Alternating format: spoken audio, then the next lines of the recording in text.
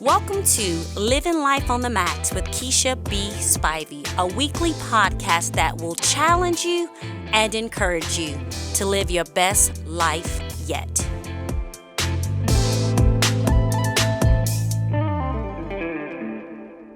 Hello there, and thank you for tuning in to Living Life on Max. On last week, we started talking about a very familiar topic, one that we're all used to dealing with, and we started talking about overcoming stress. We started talking about how to deal with pressure, and just before you go ahead and tune off and think that this is not for you, I'm coming at it from a completely different angle.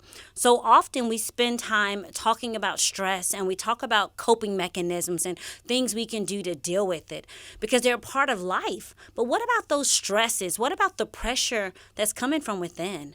What about the stress that you're creating for your life because of these false expectations that you're putting on yourself, this competition with other people, this lack of your willingness to acknowledge who you are and where you are and the things that you really want and willing to fight for the things that you really desire? You know, there's a lot of stress that comes at us, things we can't control. But what about the stressors and the pressure that you can control? What about the things that you can alleviate from your life just because you have a mind shift? What about realizing that you can look at a situation through a different lens? What about realizing you don't have to be everything to everybody? What about realizing, wait a minute, I am the captain of my life, and I get to determine which way this ship is going. As long as I'm in tune with God's will and His word and His plan for my life, then I need to stop letting everybody vote about what I should be doing. So last week, we started this series by talking about knowing who you are. And we talked about how when you don't know who you are, how we allow insecurity to produce pressure in our lives. We allow this to happen because we're trying to be something that we're not. We're living like a double agent life. I also call it Sunday Saint, Monday ain't, but you're living one way with this group and you live in one way with this other group. And so what happens is you are allowing yourself to be pushed into a corner where you feel the only way you can come out of it is to perform a certain way. The only way you can come out is to conform a certain way. And so what's happening is you put all these unrealistic expectations on yourself. And what you are literally doing is creating stress. You're adding unnecessary stress to your life. You're literally spinning a web. And you're trying to live in it, and you want to call yourself free. The truth is, we all have the power within ourselves to rise above this type of living. The truth of the matter is, there is a better way. There's a better way. Last week, we talked about Jesus' example of how he dealt with pressure and how he knew who he was in the midst of madness. And today, we're going to kind of pick up where I left off, and we're going to take it a step further. When we look at his example and we look at what he modeled for us, not only did he know who he was, he also knew who he was trying to please. He also knew who he was trying to please. And he wasn't trying to please everybody. He wasn't trying to be everything to everybody. So my question to us today is simple. If Jesus did not try to please everyone, isn't it foolish of us to try to do something even God doesn't attempt to do? Why are we trying to be all things to all people? That's not what was modeled for us. And we talked about last week how Jesus was extremely productive and how he had pressures on every side. He had people lying on him, wanting to kill him. He had all these things against him. But he stayed in a place of peace because he knew who he was.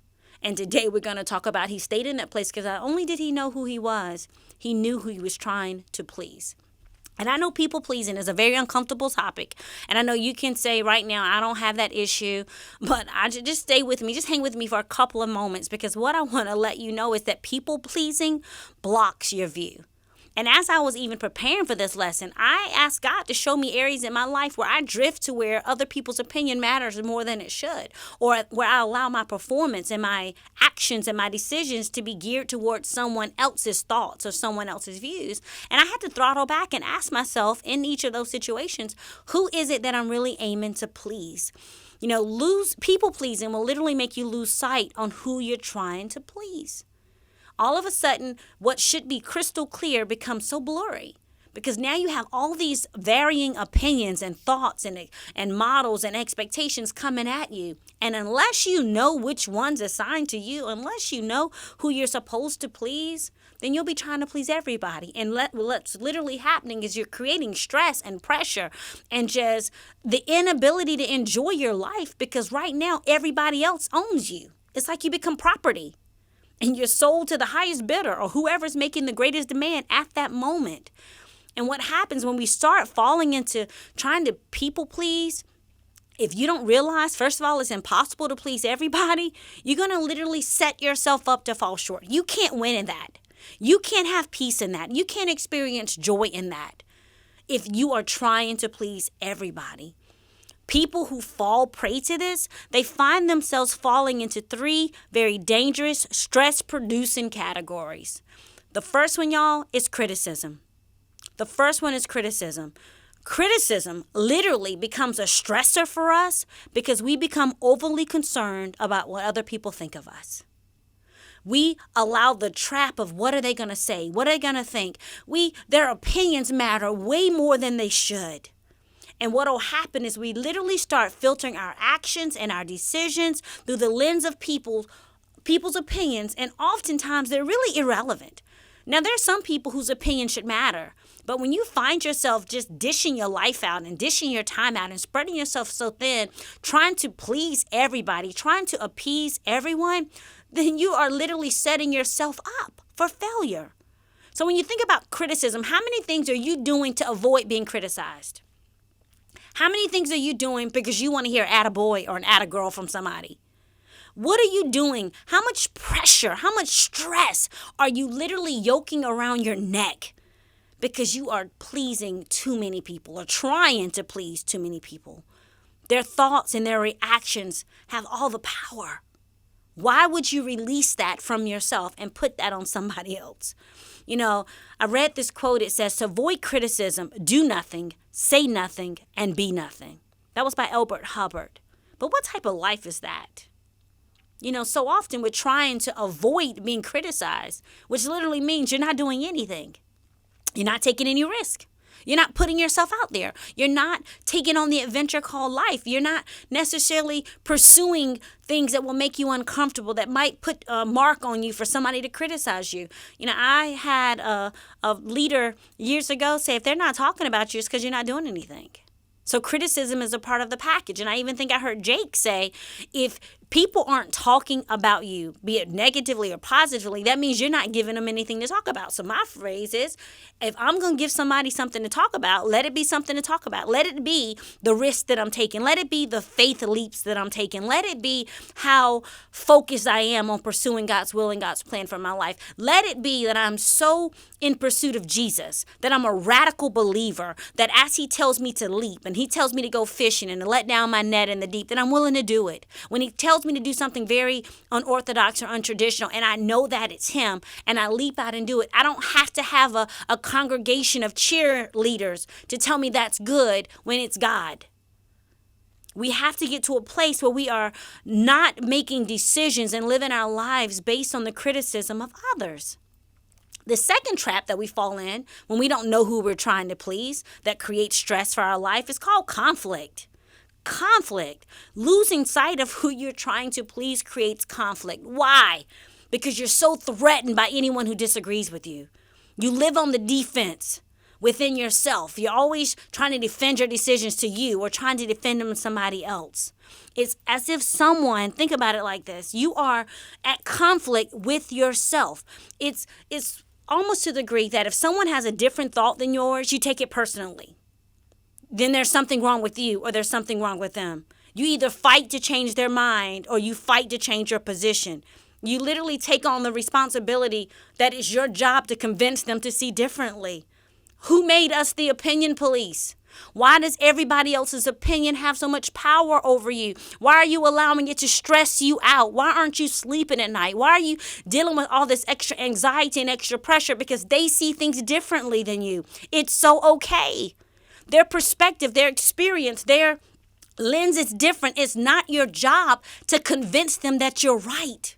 And you need to stop letting them convince you that you're wrong. You're creating unnecessary pressure. You're piling on stress. Let people have their opinion.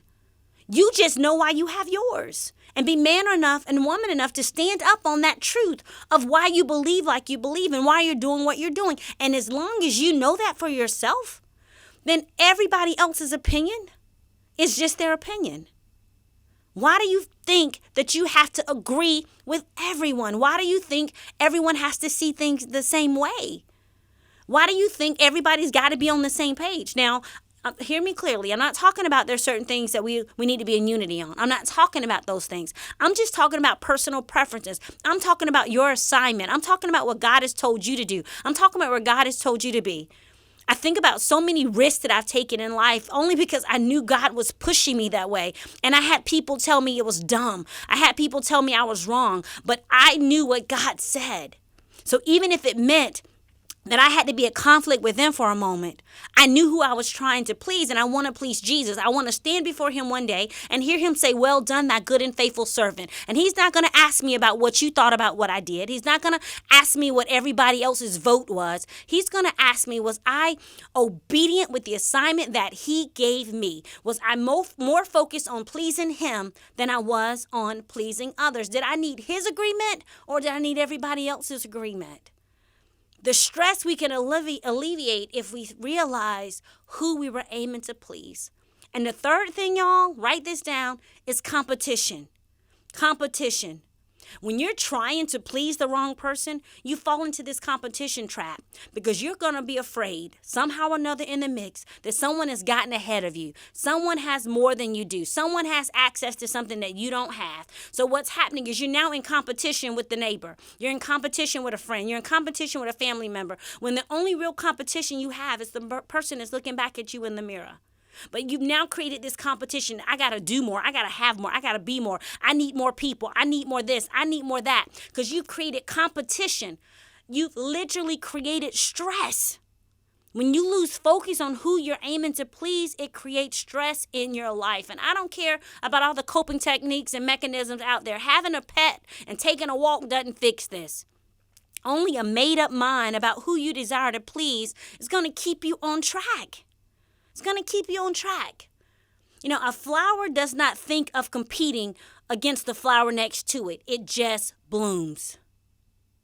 It doesn't compete with the flower next to it. It just blooms. How much stress could you remove from your life if you focused on blooming where you're planted?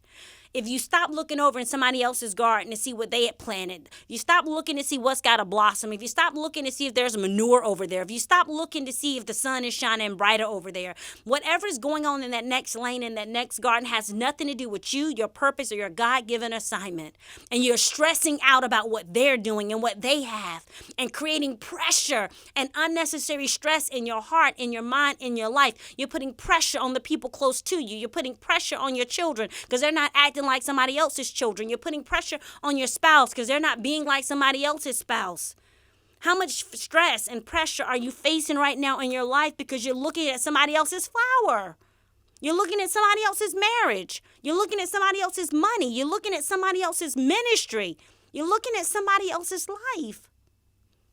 You're creating pressure and stress.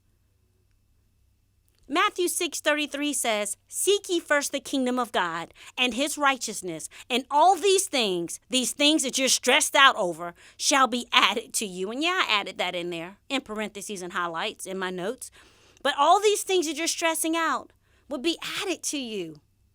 But you're trying to do it in your own power. You're trying to do it in your own mind. You're trying to do it with your own resources. Think about it. Real talk for a moment. What if your priority was pleasing God? What if your focus was honoring your spouse and training up your children in the way that they should go? How much stress could you remove and overcome if you just committed today to stop being a people pleaser? To stop trying to make everybody like you? Because you can't have everybody like you and then be like Christ because they didn't like him. How much pressure could you overcome? How much pressure could you release yourself from if you just stop trying to please everybody? And we live in a society where we feel like everybody's approval means something. But then I got to ask you, fighting for all that approval, do you approve of you when you lay down at night and you can't sleep and you got all this stuff running through your head? Is it worth it? And I'm not talking about the pressures and the stress that's coming from a fallen world that we live in. I'm talking about that which you're creating yourself. You need to simplify your life. You want to overcome stress? Simplify your life. Stop blaming your stress on other people. Stop saying you made me, I have to, and I've got to. There are very few things in your life that you have to do except go to work and pay your bills. Very few things. This thing called free will gives us choices. So stop putting it on other people. They're not making you do it. You're choosing to. When you're feeling pressure, it is because for some reason you're allowing someone else or some situation to put it on you and you're receiving it. Simplify your life. Stop playing the blame game. Stop looking at other people with all in your heart because their life seems so simple when you've complicated yours. You're not a victim when it comes to this pressure and stress. It's because you are putting on yourself. It's self-inflicted. What you're feeling, this pressure, is the consequences of the choices you've made to be open to everyone's criticism. The pressure you've placed on yourself to keep up with the Joneses, whoever they are, and the conflict you've created for yourself because you want to control something. This is the ultimate definitions of stress and pressure. It's what it feels like. It's what it looks like. You have full power, and you need to give yourself permission to release yourself from that. You need to know who you are, and you need to know who you're aiming to please. You need to know that. Because if you know who you are, then the situation and the circumstances can't convince you otherwise. And if you know who you're aiming to please, then you'll stop taking orders from people who don't have your best interest in mind. You'll stop trying to approve and appease people who are probably really selfish because they want from you what they need from you so that they can meet their own objectives. That don't make them bad people, but if you're going to comply, why wouldn't they ask you to do it? Even if it is taking you off of your assignment, if you're willing to. You know, Jesus said in John 5:30, I seek not to please myself, but him who sent me. I'm going to read that again. John 5:30, I seek not to please myself, but him who sent me. Jesus focused on who and what mattered. When we focus on God's will, we simplify our lives. When we know whose approval matters to us, it puts things in perspective. It allows us to get back in the seat and to come in alignment with protection, with power, with peace, with promises, with provisions. How much stress could you avoid if you stop creating it for yourself? And I know this is not probably popular talk. This is way easy to talk about what everybody else is doing, and if everybody else would stop this, and if people would start this. But you want to overcome stress in your life, you got to look in the mirror. Look at the mirror at who's looking back at you and start asking them some questions. Start being honest with that person if you want the trajectory of that person's life to change. Now, when we talk on next week, we're going to talk about knowing what you want to accomplish. Knowing what you want to accomplish. And again, we're not talking coping mechanisms. We're not talking techniques. We're talking about fixing the problem. And that's for you to look within, to take a look in the mirror and do what's required so that you can enjoy your life and you can minimize unnecessary stress that you tend to put on yourself. So I hope this has blessed you. I look forward to us connecting on next week. And until then, do you to the max. God bless.